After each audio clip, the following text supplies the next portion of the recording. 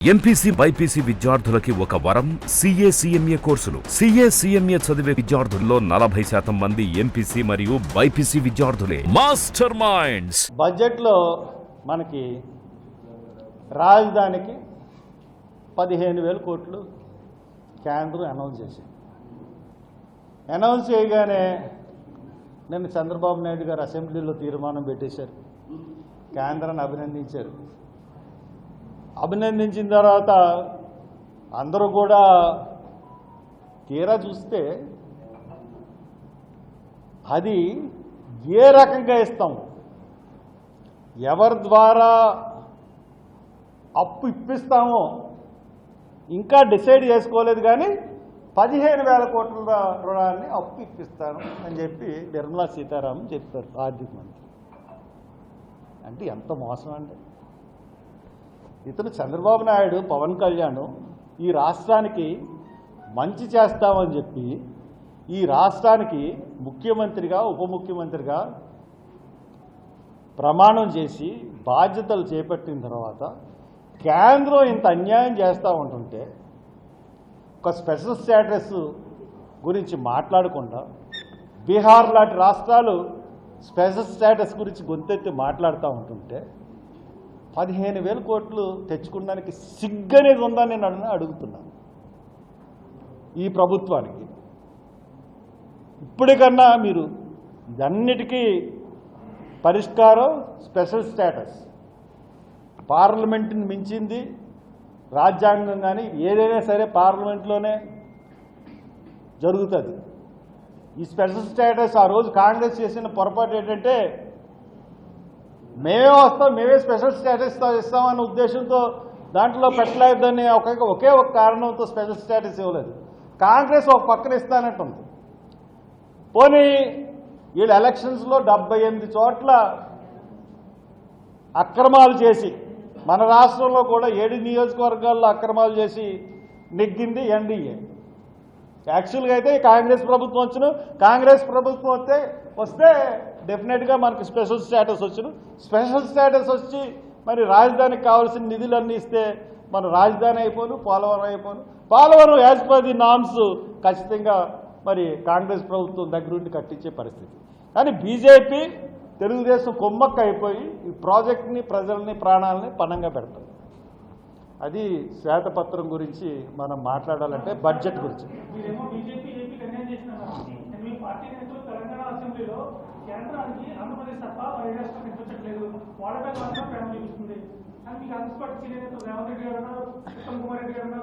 ఇప్పుడు బడ్జెట్లో ఆంధ్రప్రదేశ్ ప్రస్తావన వచ్చేటప్పటికి ఎలా ఉంటుందంటే అండి 540 మంది సభ్యులు అండి.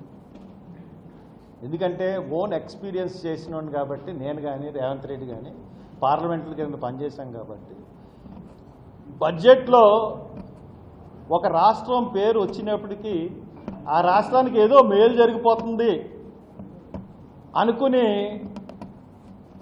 ఉండే పరిస్థితులు ఉంటాయి. జనరల్గా బడ్జెట్ అంతా కూడా బడ్జెట్ ప్రసంగం అశాంతం కూడా ఏ రాష్ట్రాలను ఉదాహరించరు. బీహార్కి 26,000 కోట్లు ఇచ్చారు. మరి అది ఏ పొద్దు కింద ఇచ్చారో కూడా నాకు తెలియదు. ఆంధ్రప్రదేశ్కి బడ్జెట్లో ఎంత ఇచ్చారు, ఎలాగిచ్చారన్నది మనందరికీ తెలుసు. ఈ 15,000 కోట్ల అప్పు వల్ల ఆంధ్రప్రదేశ్కి వచ్చి లాభం కూడా ఏంటో తెలియదు. ఇప్పుడు జనరల్గా ఆ ఆంధ్రప్రదేశ్కి 15,000 కోట్లు అప్పుగా ఇచ్చారు అని చెప్పలేడు కదా. కాబట్టి ఆంధ్రప్రదేశ్కి ఏదో ఎక్కువ ఇచ్చేశారు, మాకు తక్కువ ఇచ్చారని ఆయన ఆ ఉక్రోషం అన్నదే ఆయన వెళ్ళబెడుతున్నాడు.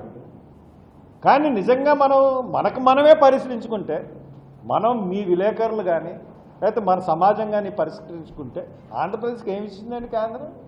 నథింగ్. ఆడు ఎవరో మాట్లాడారు, వీళ్ళో మాట్లాడారు అని కన్నా మనకు మనం ప్రశ్నించుకుంటే మనకేమొచ్చింది?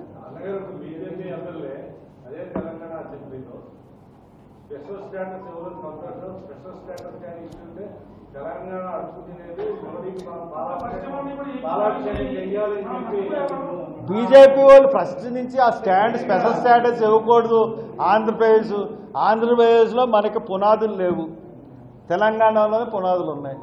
ఆంధ్రప్రదేశ్ని ఎట్టి పరిస్థితుల్లో తొక్కేయాలి. ఆంధ్రప్రదేశ్లో నిజంగా టీడీపీతో వాళ్ళు పొత్తు పెట్టుకోకపోతే బీజేపీకి వచ్చే పర్సెంట్ కాంగ్రెస్ ఓట్ల కన్నా తక్కువ వస్తాయి. కాంగ్రెస్కే 1% వచ్చింది, 1.4%.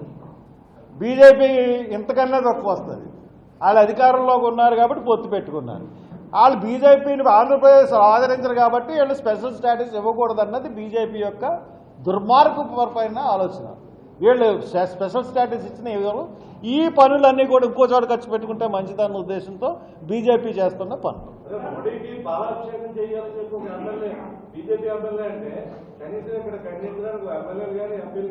మా దురదృష్టం ఏంటంటే కాంగ్రెస్ నుంచి ప్రజాప్రతినిధులు ఎవరూ లేరు. ఇంకా బీజేపీకి భజన చేసి చంద్రబాబు నాయుడు పవన్ కళ్యాణ్ ఎదిరించి అసెంబ్లీలో ఎవరు మాట్లాడగలరు? ఆయన అసెంబ్లీని ఏం చేస్తున్నాడు? నించోమంటే నించుతున్నారు, కూర్చోమంటే కూర్చుంటున్నారు. ఇది నిన్న అసెంబ్లీలో సీన్ చూసాం. ఎవరి మీద మా కేసులు ఉన్నాయి నించోండి అంటే అదేమన్నా టీచరు ఎవరు తప్పు చేశారంటే లేచి నించోండి అంటే నించుంటున్నారు. ఎవరు తప్పు చేయలేదంటే ఎవరు కూర్చున్నామంటే కూర్చుంటున్నారు. అది అసెంబ్లీయా లేకపోతే ఈయన హెడ్ మాస్టరా లేకపోతే అది స్కూలా? నాకు అర్థం అవ్వలేదు నన్ను అసెంబ్లీని. నేను పోనీ ఒక్కడి చంద్రబాబు నాయుడు హయాంలో ఎవరి మీద కేసులు పెట్టలేదు. చాలా నీతివంతుడు, అసలు ఎవరిని వేధించలేదు అనుకుంటే నన్ను 41 సార్లు హౌస్ అరెస్ట్ చేశాడండి చంద్రబాబు నాయుడు గారు. ఎవరినో కాదు, నా ఎగ్జాంపుల్ చెప్తున్నాను. 41 సార్లు హౌస్ అరెస్ట్ చేశాడు ఆయన 5 సంవత్సరాల కాలంలో. తర్వాత 11 కేసులు పెట్టాడు. 11 కేసులండి. అంబేద్కర్ విగ్రహాలు పెట్టిన కేసులన్నీ చంద్రబాబు నాయుడు పెట్టినయే. నేను దగ్గరుండి పెట్టించానని నమ్మే కేసులు పెట్టినవన్నీ కూడా అంబేద్కర్ విగ్రహాలు పెట్టించినందుకు చంద్రబాబు నాయుడే కేసులు పెట్టించారు. 11 కేసులు కూడా నేను రేపు ప్రెస్ మీట్ పెట్టి మళ్ళీ స్పెషల్గా చెప్తాను. ఇంకా జగన్ కూడా తక్కువైనోడేం కాదు. జగన్ అధికారంలోకి వచ్చాడు, రేపు ప్రమాణ స్వీకారం చేస్తాడనగా ఈరోజు సింగంపల్లి అనే ఊరిలో, గొల్లమామిడి దగ్గర సింగంపల్లి ఊరిలో బక్కి సీను అన్న అతన్ని 2 మామిడికాయలు కోసాడని చెప్పేసి అతి దారుణంగా కళ్ళు పీకేసి వెనక నుంచి కర్రలు పెట్టి కిరాతకంగా హత్య చేశారు. అప్పుడు కూడా వైసీపీకి సంబంధించిన ఎమ్మెల్యే ఆ కేసును మాఫీ చేయాలనుకుంటే నేను వెళ్ళి గట్టిగా నించున్న కేసు అది పెట్టేశాను. ఇప్పటికీ కూడా వాళ్ళకి వ్యవసాయ భూములు ఇవ్వలేదు. చంద్రబాబు అంటే ఇన్సెంటివ్స్ యాక్ట్ ప్రకారం ఇవ్వాల్సినవి చంద్రబాబు నాయుడు ఇవ్వలేదు, జగన్మోహన్ రెడ్డి ఇవ్వలేదు. ఇంకపోతే జగన్మోహన్ రెడ్డి ఇంకొకటి ఏంటంటే, ఇప్పుడు జగన్మోహన్ రెడ్డి గారు ఢిల్లీ వెళ్ళాడు. ఢిల్లీ వెళ్ళిన తర్వాత నా మీద చాలా గొడవ జరిగిపోతుంది. ఏదో ఒక రౌడీ షీటర్ చనిపోతే, ఒక్క రౌడీ షీటర్ చనిపోతే ఆడి గురించి ఢిల్లీ వెళ్ళి పెద్ద ఏదో ఆంధ్రప్రదేశ్లో పెద్ద ఘోరాలు నేరాలు జరిగిపోతున్నట్టుగా ఆయన హావాభావాలు చూస్తూ ఉంటుంటే అసలు సినిమా యాక్టర్లు ఎవరో పనిచేయరు జగన్మోహన్ రెడ్డి ముందు. అటువంటి హావాభావాలు వ్యక్తపరిచాడు నేషనల్ మీడియా ముందు, నేషనల్ లీడర్ల ముందు. వాళ్ళందరికీ నేను లెటర్ రాస్తాను. అదే అఖిలేష్ యాదవ్ కాడి నుంచి అందరికీ నేను లెటర్ రాస్తాను ఇతను చేసిన దారుణాలు. ఇతను సింగంపల్లి హత్య మొదలుకొని, సింగంపల్లిలో ఫస్ట్ హత్య మొదలుకొని వాళ్ళకి ఎస్సీ యాక్ట్ ద్వారా ఇన్సెంటివ్స్ అన్నాయి ఇవ్వలేదు. సెకండ్, ఈయన అపద్ధర్మ ముఖ్యమంత్రిగా ఉన్నప్పుడు మే 29న రాజ్ సంపత్ అనే కుర్రోడ్ని అతి కిరాతకంగా హత్య చేశారు. అంటే మొదటి హత్య చెప్తున్నాను, లాస్ట్ హత్య చెప్తున్నాను. అతను కూడా దళితుడే, Raj Sampath. Master Minds, the pride of India. Inter, MPC, BiPC, MEC, CEC చదివిన విద్యార్థులకు సిఏ మరియు సిఎంఏ ఫౌండేషన్ కొరకు నూతన బ్యాచెస్ ప్రారంభం. అతను చేసింది కూడా రెడ్డి సామాజిక వర్గానికి చెందిన వైసీపీ వ్యక్తులు. వాళ్ళని ఈ రోజు వరకు కూడా అరెస్ట్ చేయలేదు. అంటే ఎలక్షన్స్ అయిపోయినాయి, ఎలక్షన్స్ రిజల్ట్స్ వచ్చినాయి. తర్వాత ఎలక్షన్స్ రిజల్ట్ తర్వాత ప్రభుత్వం మారింది. ప్రభుత్వం ఎస్సీ వాళ్ళ మీదే ఎస్సీ కేసులు పెట్టారని నిన్న చంద్రబాబు నాయుడు కూడా అసెంబ్లీలో చెప్తున్నాడు. కానీ చంద్రబాబు నాయుడు కూడా ఈ రోజు కూడా ముద్దాయిని అరెస్ట్ చేయలేదు. నేను హోమ్ మినిస్టర్ అనిత గారితో నేను ఫోన్లో మాట్లాడి నేను ఈ కేసు గురించి ఎక్స్ప్లెయిన్ చేశాను. తప్పకుండా యాక్షన్ తీసుకుంటా అన్నారు. నెల రోజులంటే మే అండి, ఇది జూలై ఎండింగ్ అండి. 2 months నుంచి ఒక మనిషిని హత్యకి మెయిన్ ముద్దాయిని, రెండో ముద్దాయిని, నాలుగో ముద్దాయిని ఈ రోజు వరకు అరెస్ట్ చేయలేదంటే ప్రభుత్వాలు మారినా దళితుల సమస్యలు ఈ రకంగా ఉంటాయని క్లియర్గా మనకు తెలుస్తూ ఉందండి. అర్థమైందా మీకు? ఇటువంటి పరిస్థితుల్లో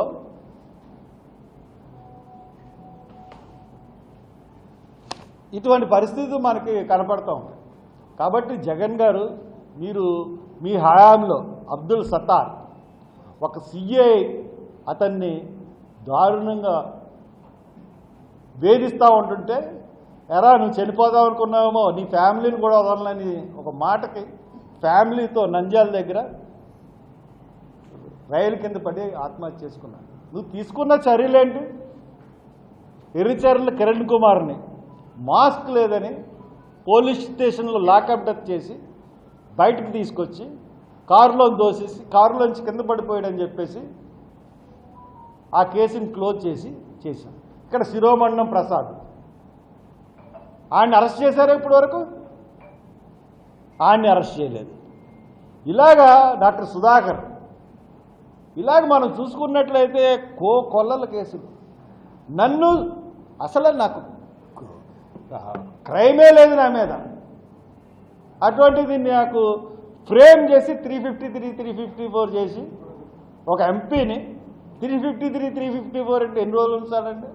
అటువంటి ఒక ఎంపీని 48 రోజులు, ఒక ఎక్స్ ఎంపీని 48 రోజులు ఉంచో జగన్. నువ్వు వెళ్ళి ఎదవ కబుర్లు చెప్తున్నావు అంటే ఢిల్లీలో ఏమనాలి నిన్ను? కాబట్టి నాటకాలు మానే. నీ హయాంలో ఉన్నంత అప్రజాస్వామ్యం ఏ ప్రభుత్వంలోనూ కూడా ఇంత అప్రజాస్వామ్యం లేనే లేదు. మోడీకి సంబంధం ఉందా? నేను ఎందుకు ఈ క్వశ్చన్ అడుగుతున్నానంటే, మనం ఎలక్షన్స్కి వెళ్తున్నప్పుడు మార్చి నెలలో ఇంటర్పోల్ సహకారంతో వైజాగ్ పోర్ట్లో మన సిబిఐ అధికారులు వెళ్ళి ఒక కంటైనర్ని, ఒక షిప్లోంచి వచ్చిన కంటైనర్ని సీజ్ చేశారు. దాంట్లో చెక్ చేసి 25,000 కేజీల కొకైన్ కానీ హెరాయిన్ కానీ దాంట్లో ఉందని ప్రాథమికంగా నిర్ధారించారు. నిర్ధారించిన తర్వాత దానికి వైసీపీ వాళ్ళు లేట్ చేయించడానికి వాళ్ళ ఆఫీసర్స్ ఉపయోగించారని చెప్పి తెలుగుదేశం ఆరోపణలు చేసింది. లేదు ఇదంతా దగ్గుపాటి పురంధేశ్వరికి సంబంధించిన ఆ కొడుకు, వాళ్ళ రిలేటివ్స్ దీంట్లో ఉన్నారు, నారా వాళ్ళు కూడా దీంట్లో ఉన్నారు అని వైసీపీ వాళ్ళు కామెంట్ చేశారు. తెలుగుదేశం మీద వైసీపీ మీద తెలుగుదేశం దుమ్మెత్తి పోసుకున్నాయి ఆ సబ్జెక్ట్ మీద. విజయసాయిరెడ్డి బ్రెజిల్ వెళ్ళడానికి కారణం, బ్రెజిల్ నుంచి వచ్చిందని బ్రెజిల్కి వెళ్ళడానికి కారణం ఇటువంటి లావాదేవీలే అని కూడా చెప్పారు. అంతకుముందు బోంద్రా ఎయిర్పోర్ట్ నుంచి కాకినాడ వచ్చిన దాంట్లో కూడా పౌడర్లో హెరాయిన్ 19,000 కోట్ల రూపాయలు ఖరీదు చేసి వచ్చిన డ్రగ్స్ విజయవాడ అడ్రస్ ఇచ్చారు. అక్కడి నుంచి మళ్ళీ ఈ పంజాబ్ ఎక్కడికో వెళ్ళి ఈ డ్రగ్స్ సరఫరా అవుతాయి అని చెప్పేసి మనకు వచ్చింది న్యూస్. ఈ 2 న్యూస్లు చూసుకుంటే ఇప్పుడు మనం హైదరాబాద్లో జాగిలాలతో వెళ్ళి ఎవడన్నా డ్రగ్స్ తాగుతున్నారేమో అని పట్టుకుంటున్నారు. డ్రగ్స్ టెస్టులు చేస్తున్నారు. ఎక్కడి నుంచి వస్తున్నాయో ఆ డ్రగ్స్ కల్చర్ ఎక్కువైపోతుంది. అసలు ఇన్ని వేల కోట్లు, ఒకటేమో 19,000 కోట్లు ఖరీదు, ఈ 25,000 కేజీల హెరాయిన్ కొకైన్ అన్నది అది ఎంత కాస్తో కూడా అంచనా వేయలేనన్ని వేల కోట్లు. ఆ సబ్జెక్ట్ ఏమి? చంద్రబాబు నాయుడు గారు, పవన్ కళ్యాణ్ గారు మీరు అధికారంలోకి వచ్చారు కదా, మోడీ గారు మీరు అధికారంలోకి వచ్చారు కదా, మీ సిబిఐ ఎంక్వైరీ ఏమైంది? ఒక బస్సును పట్టుకున్నామన్నారు, ఆ బస్సులో కాగితాలు కాట్ చేసామన్నారు. మీ విలేకరులు అయితే పిచ్చివాళ్ళగా హైదరాబాద్ పరిగెట్టారు, ఉప్పాడ కొత్తలు పరిగెట్టారు. అక్కడ ఏదన్నా న్యూస్ తీసుకురావాలని నిజంగా చెప్పకూడదు కానీ మీరు ఏ రకంగా ఆ కేసు వెనకాల తిరిగారంటే విలేకరులందరూ దీన్ని పట్టి తీసేద్దాం, చర్మం తీసి నార ఒలిసేద్దాం ఈ డ్రగ్స్ కేసుని అన్నట్టుగా మీరు అందరూ వెళ్ళారు. ఏమైంది ఆ డ్రగ్స్ కేసు?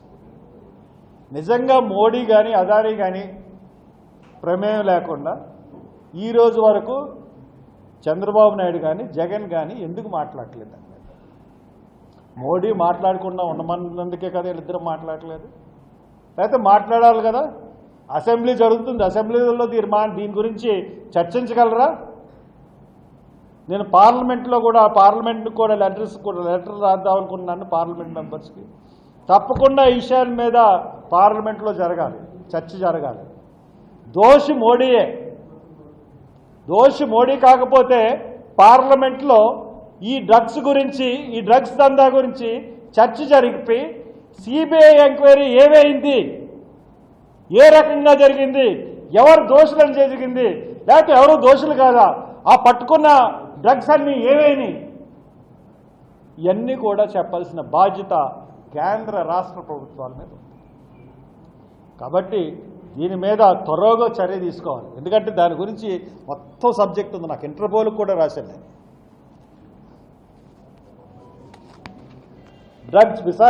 విశాఖలో 25 కేజీల డ్రగ్స్. అసలు స్టోరీ ఇదే.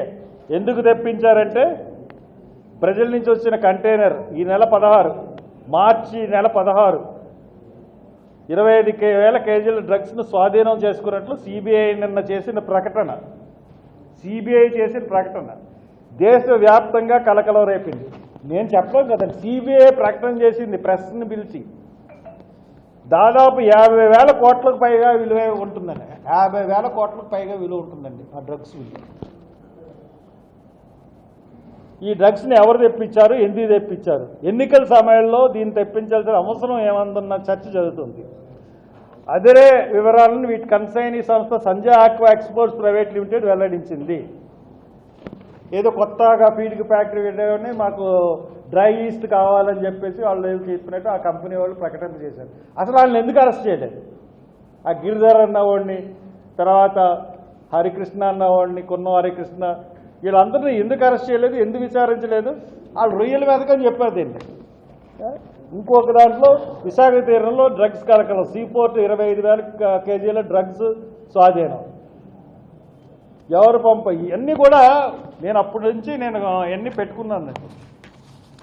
సిబిఐ ప్రకటించి 50,000 కోట్లు ఉన్న కంటైనర్ని ఏం జరిగింది, ఎవరికి వెళ్ళింది? ఖచ్చితంగా మోడీకి దీంట్లో మోడీయే ఆపరేట్ చేయకపోతే ఈ పాటికి కనీసం ఖచ్చితంగా సిబిఐ ఈ పాటికి దీని మీద వివరాలు వెల్లడించాలి కదా. కాబట్టి ఇది చాలా తీవ్రమైన విషయం.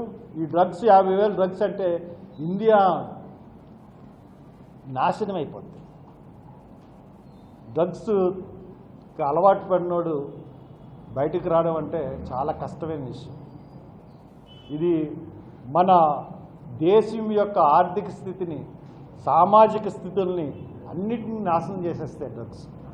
కాబట్టి ఇమీడియట్గా దాని మీద మరి మోడీయే సమాధానం చెప్పాలని కోరుతూ, మరిన్ని వీడియోస్ కోసం ఛానల్ ని సబ్స్క్రైబ్ చేయండి. లేటెస్ట్ అప్డేట్స్ కోసం వాట్సాప్ ఛానల్ ని ఫాలో చేయండి.